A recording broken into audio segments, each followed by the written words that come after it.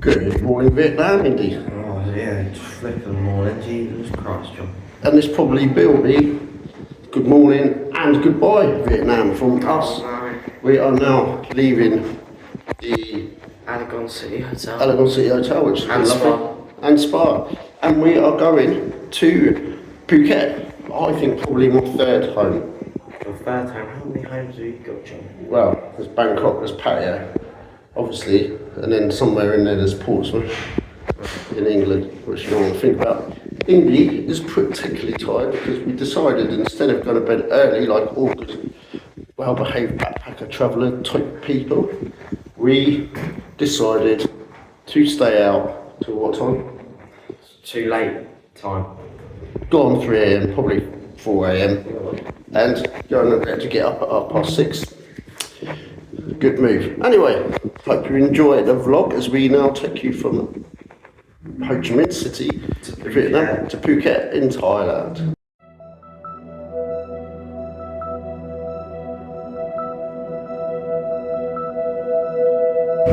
So we have now left the Saigon Hotel, which was absolutely great, a fantastic stay, and we are going to try and find a taxi that wants to use the meter so we can get to the airport,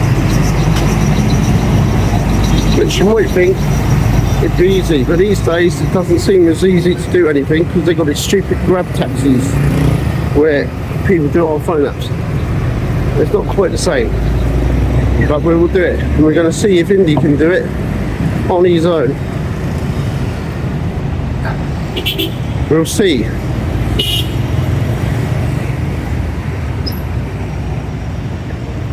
Go on. Oh, he's managed to flag one down already. It's looking good. He's done it. The boy has done it. So we are off to a flyer, and Bruce was getting me a taxi. If you can get him to put the meter on, it saves a lot of hassle. You don't get overcharged, and most, unless there's traffic in, or unless they've got dodgy meter, which counts wrong. This guy was absolutely first class, and Indy actually made a comment that it's very different here. People seem more willing straight to put the meter on. And we had an issue the other day in Bangkok where we kind of like asked about 6 different taxis. They just told you really stupid prices for small journeys, and they didn't want to put the meter on, they wouldn't take you. So that's a nice thing about Vietnam. But even at this time of morning, what time is it? It is about 8:30. Half 8. In the morning, and you'd expect it to be like rush hour. I mean, it is Saturday, so it's not a weekday, but it's relatively quiet on the roads. Just makes you realise it is a lovely city. It's really nice wide roads with trees and stuff like that. And what is interesting is how it's changed from all them years ago when I came, where it felt a little bit unsafe and almost like you couldn't trust anybody. And now it seems a very trusting, laid-back place with really nice people. So big improvement. So we'll be really very sad to leave, although excited to go to Phuket and Patong. Yeah? Yeah. I'm excited. He's excited, but he's very sleepy. Who's sleepy? I'm Indy.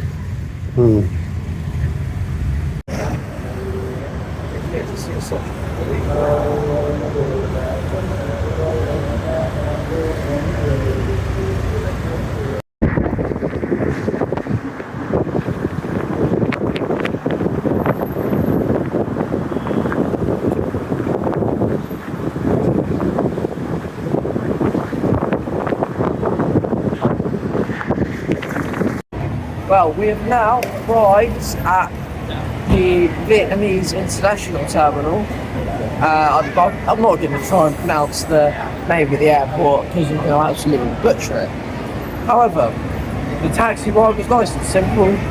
About how much did it cost? 143,000 dong, which is like roughly around £5. So yeah, it was nice and smooth, easy ride, nice taxi driver. So yeah, I think we're all good. Yeah, I'm looking at a busy airport. weren't expecting this. Just to add what Indy said, so simple to get around here, and so you've got a sense of sadness when you leave the place you've enjoyed, because you kind of worry, or not think about, not worry exactly, but when are you going to come back and be here again? You've actually, it's almost like if you like a country and enjoy it, you almost leave a part of yourself there. And it wouldn't be, I'm like looking forward to going to Phuket, but I'm also sorry to leave Vietnam, because it's not like you can come here every day. It's not like getting a bus to, I don't know, local shops, or even a train to London, which actually, getting a train to London is more difficult than actually getting anywhere in Vietnam or getting to Vietnam. So I don't know why I'm saying that. It's only a 12-hour flight away, but it's the cost of the flight, I guess, that makes it difficult. If you could just stop over here for 50 quid or something on a weekend, it'd be great. But had a very nice time here. Yeah, no, it's been great, hasn't it? I've got to say, there's nothing left for loving it. Loving it. Loving it. I don't know what he was doing while I was asleep. I think it's best to left and not talk about. No, actually, it's not that went on. We just had a nice time, and everyone was genuinely quite friendly, or very friendly in most cases, and it's been a great time. And now it is onwards to Phuket, so we're going to check in and see if we can get out of this country as easy as we've got into it. It used to be more difficult, by the way. I actually remember being searched, having to go through quarantine and all sorts, but that was a land border, and that was like years ago. So maybe you put through quarantine, John, because you had some virus. Yeah, I started the whole COVID thing. It was me, wasn't it? It was you. Yeah. So this is departures of the international section of the Vietnam airport called, I'm still no idea. Can't remember. Well, we do have an idea. We've just done a yeah. So yeah, it looks very sort of Soviet era, sort of grey, bit militant, I guess. Very, very functional. Yeah, function over design, I'd say. Yeah, yes. So we go and find our check-in lane, which I think was G, wasn't it? Yeah, just over there. Okay. Well, we've just found the shorter queue. It's probably one of the longest queues I've actually seen in an airport, apart from Heathrow, which can be chaotic at times in rush hour. But you see, this is actually passport control, so it's a good job. What I would suggest is you do give yourself 2 hours when you get here to check in, because it's quite chaotic and very busy. Before we had loads of time, we'll be fine, but it's busier than what we expected. We're checking all the planes through the same kiosks, which doesn't help anyone, but that's how it's got to be. So make sure if you come to the airport of Vietnam, make sure it only takes about half an hour from the centre to get here. Just make sure you get here nice and early, so you're not going to walk straight on the flight. Well, we're nearly at check-in. That's slow actually.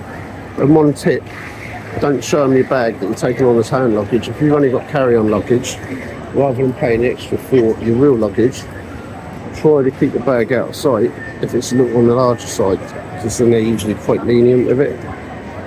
Right, I'm nearly there. Anyway, see you the other side. So this is the queue to get through customs, which is actually worse than when we actually try to get in the country, but I'm sure we'll get through it in time.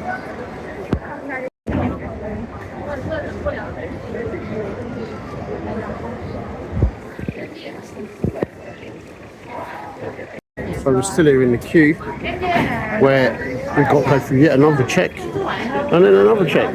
So we're getting there though. Yeah, this is the duty free inside the airport. I've got to say, it's really interesting because they've got lots of products which are not really the usual thing you find in airports, which is nice. Just really quite interesting.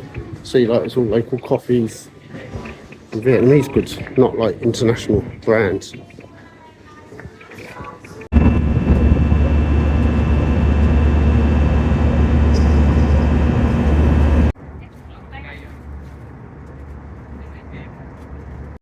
Welcome to Phuket.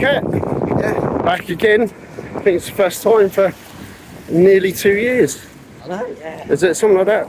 Something like that. It is something like that, yeah. Yeah, we've just been trying to get a motorbike so we can drive from the airport, but Instead of motorbikes, we've come back with drinks. I've got a beauty drink I've got with chlorophyll. He's got his usual Milo, but we decided to take the airport bus because it's just a silly price for the motorbikes at the airport. So in probably 45 minutes we should be in Patong Beach. Woo. Going home, I suppose. This is a Phuket size piss.